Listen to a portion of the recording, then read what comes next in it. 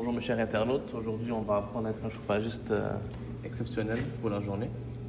Donc premièrement, nous avons désassemblé la chaudière. Nous avons nos pièces par ici. On s'assure de jamais les mettre dedans parce que tu sais pas où tu les perds et ensuite c'est jamais bon. Donc comme outil, tu vas avoir besoin de l'eau. Quelque chose pour sabler. Et ça devient avec la mèche en nylon, surtout du nylon, jamais en métal. Ok. Car sinon, tu vas ruiner ton échangeur et ça coûte très très cher. Fait que si je comprends bien, ton échangeur est en aluminium. Ton échangeur est en aluminium et puis tu ne veux jamais mettre du métal dessus parce que ça va les gratiner, fait le percer éventuellement. Donc ça c'est considéré propre car on a fait notre due diligence de travail. Malgré qu'il reste des petites affaires sur l'échangeur, mais c'est pas si grave que ça. Le plus important c'est que les débris qui sont là soient dégagés. Maintenant, on est à l'étape des électrodes. Ces électrodes-là peuvent être utilisées. On voit l'état qui n'est pas si critique, mais si on fait une comparaison avec l'autre,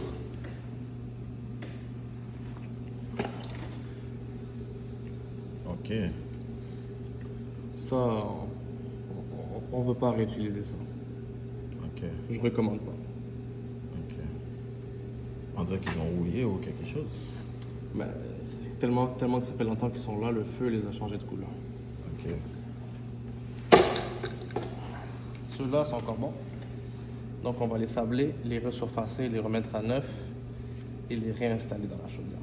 Ok, excellent. J'aurais une petite question pour vous.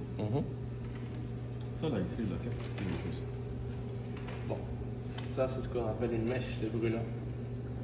C'est ce qui va diffuser ton feu dans la chambre à combustion pour faire ton échange de chaleur avec l'eau qui est autour. Ok, mais qu'est-ce que je comprends pas? Il y a comme un genre de tissu. Ce tissu-là, avec le feu, il va pas brûler. Non, ce tissu-là, il ne brûlera jamais.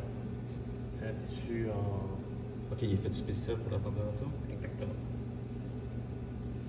Ok, je suis pas habitué de voir ça comme ça. D'habitude, moi, c'est pas ça que je vois. Moi, il y a une tête de mazout et tout. Non, c'est un gaz naturel. Ok. Et si je comprends bien, le gaz naturel, c'est mieux que le mazout. Tous les jours.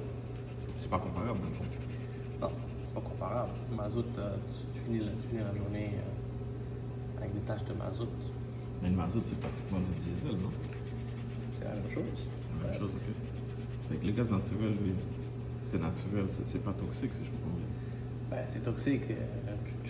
Tu veux pas en respirer en grande quantité, mais tu Ok. vas pas mourir. Mais toi, tu parles en grande quantité, tu parles de la combustion ou bien du gaz naturel même? Les deux. Tu veux pas respirer les deux, mais en petite quantité, tu vas pas avoir des effets néfastes tout de suite. Ok. Moi, j'ai déjà vu des gars craquer des unions pour sentir, pour voir si ça sentait le gaz. Ouais, ça, C'est- tu fais jamais ça dans des salles fermées.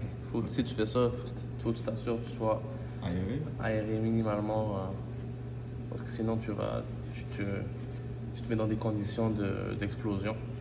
Ah, ok. Ok. Je comprends. Fait que dans le fond, là, pour travailler dans ce domaine-là, le domaine du gaz, les appareils au gaz, des chauffe-eau comme ça, puis des appareils de chauffage, c'est quoi qu'il faut? C'est quoi ton parcours au juste? Ben, au Québec, il te faut un métier de base. Donc, un métier, soit disons frigoriste, MMF, chauffagiste, plombier, Ok. électricien. Et Et ensuite- les électriciens peuvent avoir la TAC 1 aussi? Non, je pense que je me suis trompé là-dessus. Ok. Après avoir fait des recherches dans mon cerveau, non. Alors, c'est ça. Il faut que tu aies un métier préalablement. Ok, par Avec- exemple, là, toi, Ouais. si on parle de toi, là, c'est quoi ton métier préalablement? Mon métier préalablement, je suis plombier chauffagiste. Ok, t'es un plombier, tu es autant chauffagiste. Exactement. Ok. Puis une fois que t'étais plombier, t'as été chercher ta carte de gaz au gouvernement? C'est pas le gouvernement en tant que tel, mais on peut dire ça comme ça, ouais. C'est chez la corporation Énergia. Ce serait comme Hydro-Québec, mais Énergia, eux, ils règlent tout le gaz naturel.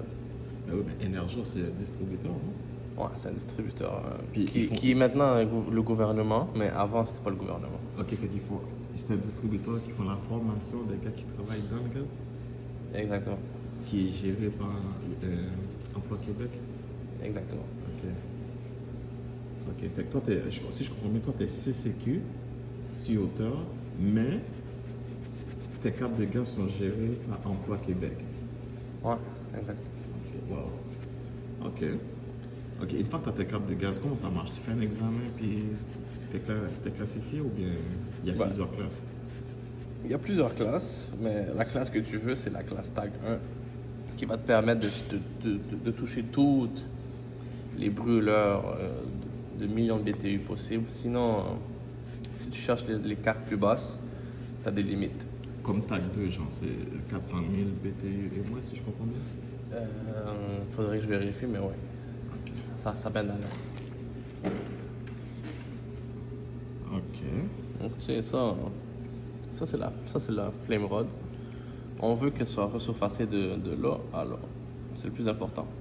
Ok, fait que dans le fond, qu'est-ce que tu nettoies là? Cette rod-là, elle est toujours dans la flamme. Exactement. Ça, c'est ce qui va lire ta flamme. Et ça, c'est ce qui va faire ta flamme, on va dire. Et, ok, lui, il fait l'étincelle. Ouais. Et puis, l'étincelle se passe ici. Et puis, c'est là que tu veux focaliser le plus ton sablage pour pouvoir avoir une belle étincelle. Ok. Ben, l'étincelle, là, il se fait comment? Ça doit prendre quand même du jus pour avoir une étincelle là-dessus, non? Ben oui. Ben, comme les spark plugs dans ta voiture, Mhm. c'est le même principe. Ok, il fait une étincelle, il arrête, l'étincelle continue pas. Exactement. Ok. Bon, maintenant, on va vous revoir lorsque on va rassembler la chaudière. Excellent. Attends, là, je sais pas comment il va.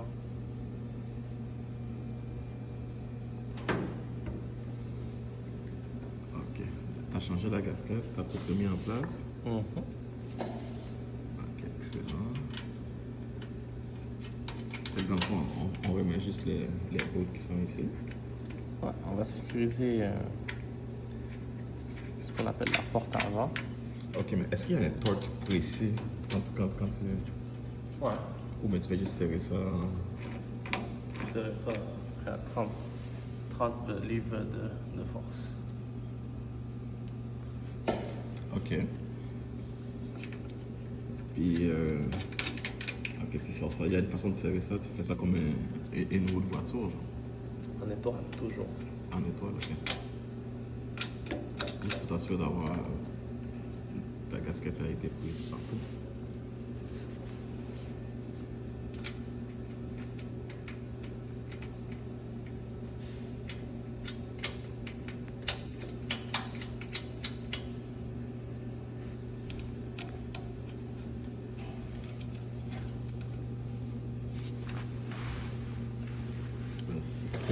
C'est vraiment intéressant. Une chaudière comme ça, là, dans une journée de travail, combien tu peux en faire? 3. Tu peux en faire quoi? Ok, fait que tu défais tout, tu nettoies la mèche, tu nettoies l'échangeur.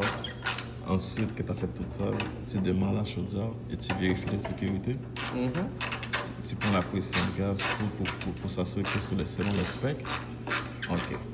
Étant donné que tu fais l'entretien, et on est en plein été, il fait 30 degrés à l'extérieur, est-ce que tu ajustes la combustion? Non. Seulement si elle n'a pas de demande, non. On le fait quand il y a de la demande. Ok. Demande de chaleur. Ok, fait que toi, tu préfères ajuster les combustions à l'automne, quand les températures commencent à... Ouais. Mais comme cette chaudière-là, c'est de l'eau chaude Mhm. et il y a de la demande,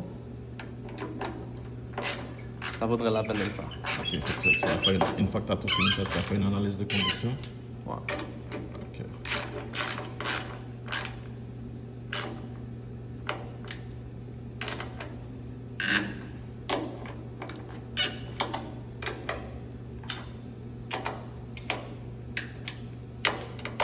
Est-ce que c'est un métier qui est passionnant? Est-ce que c'est un métier qui est stimulant? C'est un métier. Non, mais pour de vrai, c'est un métier qui ouvre beaucoup de portes. Ça ouvre beaucoup de portes. Ok, c'est un métier qui est respectable et respecté. Ouais, exactement.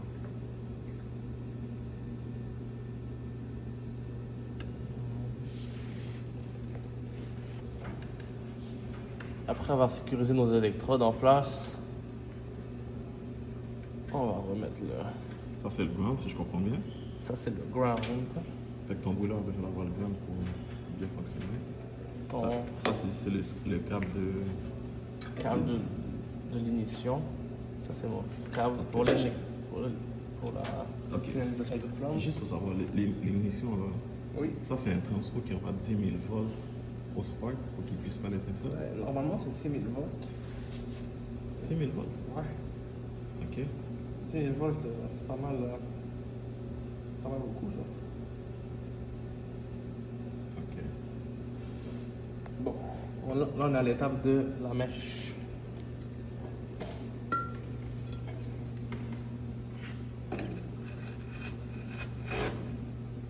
Et tu rentres ça là-dedans? C'est juste ça? Exact.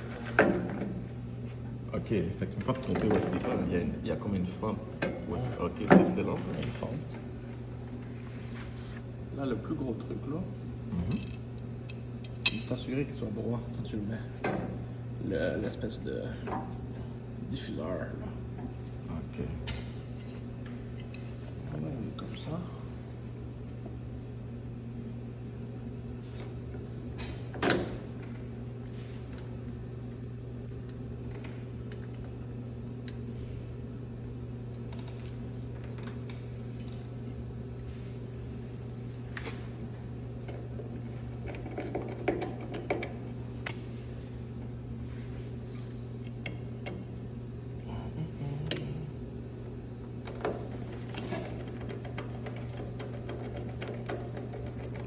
Mais j'ai l'impression qu'il ne fonctionne pas comme les autres, lui. Fait que lui, dans le fond, ça, c'est un prémix, n'est-ce pas? Ok, c'est un prémix. Ok, fait que tout se mélange avant d'aller dans la chambre de combustion. Puis une fois que c'est. Ok. Ouais. Si t'as ton gaz ou t'as ton air qui se mélange ici, chou, Ok. et t'as ton électrode qui allume ça, et ça roule. Ok, c'est quand même bien fait. Fait que cet appareil-là que tu es en train de faire l'entretien, là, je vois qu'il y a une trappe en bas. C'est pour le condensat? Ouais, le condensat, la condensation de ta chaudière va se retrouver là. La condensation de ta chambre à combustion elle va se retrouver là. Ok. Et puis, ce qui va arriver aussi, c'est que de temps en temps, elle peut boucher. Alors nous, lors de l'entretien, c'est notre travail de vérifier qu'elle soit bel et bien sans encombrement. Fait que si je comprends bien, il doit y avoir des roches neutralisantes quelque part qui neutralisent tout ça. Ok, le bac est ici. Ok. Oh, aïe, aïe. Ok, toi, tu vas tout changer ça, tout remplacer ça? Exactement. Ok, excellent. C'est vraiment intéressant comment vous faites ça. C'est quelque chose que vous apprenez. Vous n'allez pas apprendre ça sur YouTube. Mais toi, tu as appris ça à l'école, à ouvrir les appareils de même ou bien c'est avec le temps? Je suis né avec ça, avec ce talent.